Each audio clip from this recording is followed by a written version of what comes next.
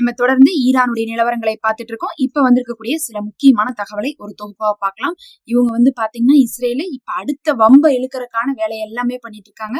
துருக்கிக்கும் இஸ்ரேலுக்கும் நடுவுல போர் வரப்போகுது. அந்த அளவுக்கான ஒரு நிலைமை ஏற்பட்டிருக்கு. மறுபக்கம் துபாயும் பாத்தீங்கன்னா நேற்று முழுவதும் பரபரப்பாக இருந்திருக்குது. அந்த ஒரு தகவல் இன்னைக்கு ரொம்ப பேசப்பட்டிருக்கு. ஏன்னா ஈரான் மறுபடியும் துபாயை அடிச்சிட்டாங்க அப்படின்னு சொல்லிட்டு ஒரு செய்தி வந்துருச்சு.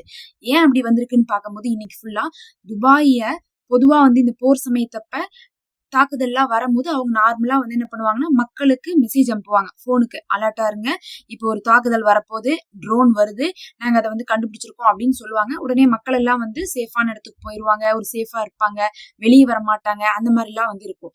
அந்த மாதிரி பாத்தீங்கன்னா மறுபடியும் நேற்றைய தினம் ஒரு மெசேஜ் அனுப்பியிருக்காங்க துபாயுடைய கவர்மெண்ட் மக்களுக்கு.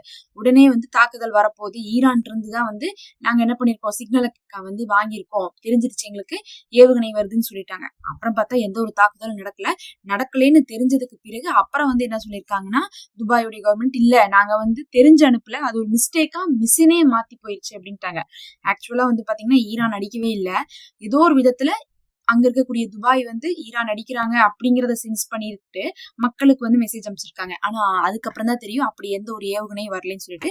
அதுக்கப்புறம் மிஷின் மேல பழிய போட்டு அது ஒரு கோளாறு தான், அதனால யாரும் இதை பொருட்படுத்திக்க வேண்டாம் அப்படின்ட்டாங்க. ஆனா கொஞ்ச நேரத்துல துபாய் அடிச்சிட்டாங்க, மறுபடியும் போர் வரப்போது, ஒப்பந்தம் எல்லாம் கேன்சல் ஆயிருச்சு, அரபு நாடுகள் எல்லாமே பிரச்சனையில இருக்குது அப்படிங்கக்கூடிய ஒரு தகவல் தான் வெளியே வந்துட்டு இருந்துச்சு. காரணம் உங்களுக்கே தெரியும். நேத்து பாத்தீங்கன்னா ஒரு சிங்கப்பூருடைய கொடியை அடிச்சிருக்காங்கன்னு சொல்லிட்டு ஃபர்ஸ்ட் அமெரிக்கா தான் சொல்றாங்க ஈரான் அடிச்சிட்டாங்க, ரூல்ஸை மீறி அடிச்சிட்டாங்க. 4 ட்ரோன் 4 ஆளில்லா விமானங்கள்ல 3 சுட்டு வீழ்த்திட்டும். 1 என்ன ஆயிடுச்சுன்னா அந்த சர்வதேச கப்பலை நோக்கி தாக்குதல் நடத்திடுச்சு.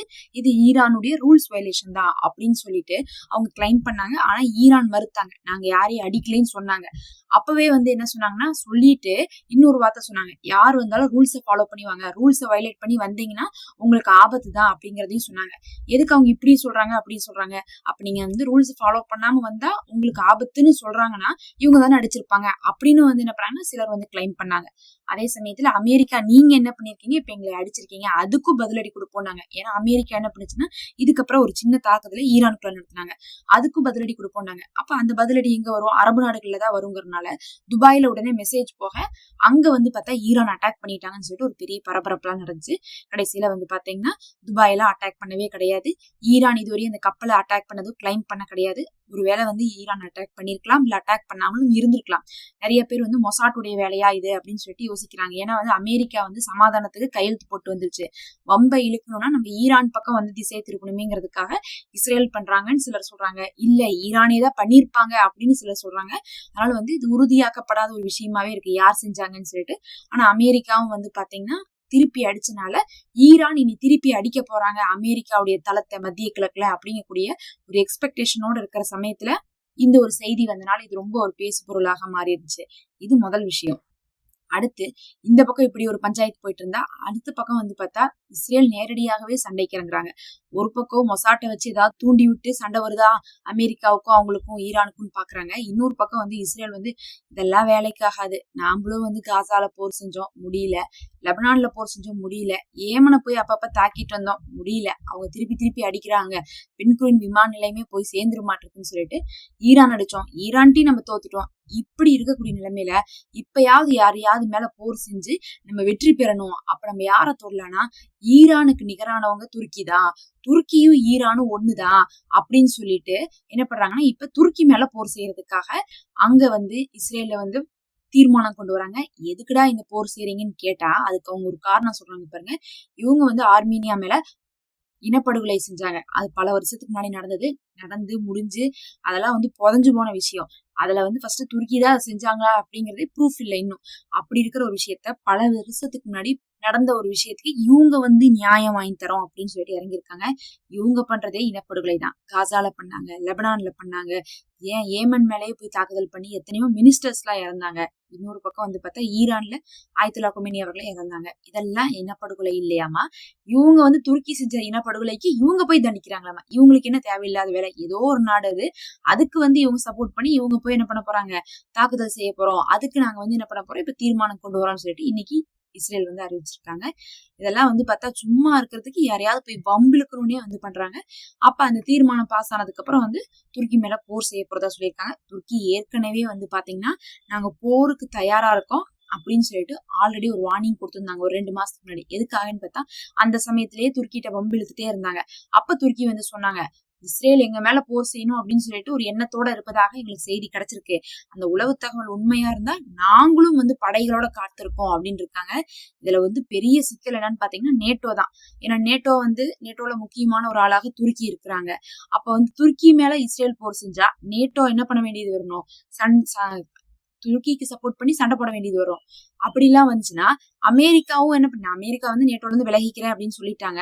இருந்தாலும் துருக்கிக்கு சப்போர்ட் பண்ணி மத்த நாடுகள்லாம் வந்து இஸ்ரேல் மேல சண்டை போடுவாங்களா, பொருளாதார தடை போடுவாங்களா, வான் பண்ணுவாங்களான்னு சொல்லிட்டு நிறைய ஒரு பெரும் கேள்வியை தான் கொடுத்திருக்கு. ஏன்னா இஸ்ரேலும் துருக்கியும் சண்டை போடுறது அப்படிங்கிறது ஒரு சாதாரண விஷயமே கிடையாது. மத்தவங்க வேற, அதாவது வந்து ஈரானோ இல்ல ஏமனோ அவங்க எல்லாம் ஆல்ரெடி வந்து இவங்களோட மோதி கொண்டே இருந்தாங்க. ஆனா இந்த அரபு நாடுகள் வந்து பாத்தீங்கன்னா ஒரு பக்கம் சவுதி, யுஏஇ, கத்தாரு, பஹ்ரைன் இவங்க எல்லாம் ஒரு பக்கம் இருந்தா, அதே மாதிரி வந்து அங்க இருக்கக்கூடிய ஒரு முக்கியமான நாடு வந்து துருக்கி. அவங்க வந்து பாத்தீங்கன்னா சன்னி கொள்கை கொண்டவங்க தான். அப்ப வந்து பார்க்கும்போது அவங்க இப்படி சண்டை போடும் போது மத்தவங்க எல்லாம் என்ன பண்ணுவாங்க, அரபு நாடுகள்லாம் எல்லாரும் துருக்கி பக்கம் நிப்பாங்களா? ஏன்னா ஷியா கொள்கை கொண்டுள்ள ஈரான் அடிக்கும் போது கூட மாத்தி பேச முடியும். இவங்களுக்கு என்ன பண்ணுவாங்க, அரபு நாட்டுடைய சப்போர்ட் கிடைக்குமா, இல்ல வந்து பாத்தீங்கன்னா நேட்டோ படைகள் வருமா? எல்லாத்துக்கும் மேல அமெரிக்காவும் துருக்கியும் அவ்வளவு க்ளோஸ். எப்ப பார்த்தாலும் ட்ரம்ப் என்ன சொல்லுவாரு, அங்க இருக்கிற எர்டோகான் நமக்கு ஃப்ரெண்டு, அங்க இருக்கக்கூடிய எர்டோகான் நமக்கு ஃப்ரெண்டு, நெத்தனியா அவரை பகச்சுக்காதீங்க அப்படின்னு சொல்லுவாரு. இதை வந்து பல தடவை அவர் இந்த 2 வருஷத்துக்குள்ள சொல்லிட்டாரு. இத்தனை இருக்கும் போது எல்லாருடைய ஆதரவையும் பெற்றிருக்கக்கூடிய துருக்கிய இஸ்ரேல் வந்து இப்ப வந்து போர் செய்ய போறேன்னு சொல்றது, இது எந்த நிலைமைக்கு வந்து பிரச்சனையை கொண்டு போகும் தெரியாது. இவங்க எப்ப பார்த்தாலும் சண்டை போட்டுக்கிட்டே இருப்பாங்க.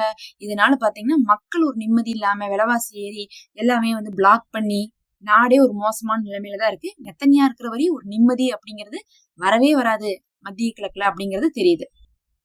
கடைசியா வந்து பாத்தீங்கன்னா ஏமன்ல இருந்து இன்னைக்கு என்ன வான் பண்ணிருக்காங்கன்னு பாத்தீங்கன்னா, ஏமனும் வந்து அவங்க சொல்றாங்க, நீங்க எங்களுடைய போராளிகளை அடிக்கணும்னு நினைச்சா நீங்க நினைக்கிறதுக்கு முன்னாடி நாங்க அடிச்சிருவோம், உங்களுக்கு வெற்றி வாய்ப்பையே தரமாட்டோம் அப்படின்னு இருக்காங்க. ஏன் ஏமன் இப்படி ஒரு அறிவிப்பு கொடுத்திருக்காங்கன்னா, எப்படி ஒரு பக்கம் துருக்கி பக்கம் வந்து ஒரு டவுட் போயிட்டு இருக்கோ, அதே மாதிரி ஏமன் பக்கம் சைலண்டா ஒரு டவுட் போயிட்டு இருக்கு. துருக்கியே பகிரங்கமா சொல்லிட்டு இருக்காங்க. ஆனா ஏமன் பக்கம் வந்து இதுக்கு முன்னாடி பல தடவை ட்ரை பண்ணிட்டு தான் விட்டுட்டாங்க. ஏமன்ட்ட வந்து சண்டை போட முடியாம தான் இஸ்ரேல் வந்து என்ன ஆச்சு, அந்த ரெட் சீல வந்து படாத பாடுபட்டாங்க.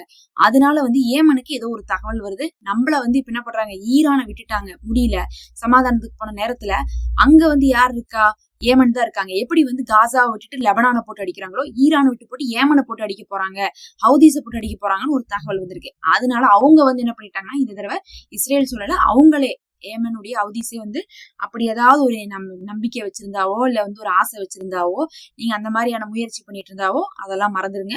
அது மட்டும் கன்ஃபார்ம் ஆச்சுன்னா நீங்க அடிக்க மாட்டீங்க, உங்களை நாங்க அடிப்போம் அப்படின்னு இருக்காங்க. உங்களுக்கே தெரியும், ஏமன் வந்து தொடர்ச்சியாக வந்து பென்குரின் விமான நிலையத்தை வந்து அவ்வளோ வந்து தாக்குதலை பண்ணியிருந்தாங்க. அதனால இஸ்ரேலுக்கு நிகரானவங்க தான் ஏமனும் அப்படிங்கிறது ஒத்துக்கொள்ள வேண்டிய விஷயம் தான். பொறுத்திருந்து பார்க்கலாம். நெத்தனியாவுடைய ஒரு ஆட்சிக்காக மத்திய கிழக்கே வந்து பாத்தீங்கன்னா அல்லோலப்பட்டு இருக்கு.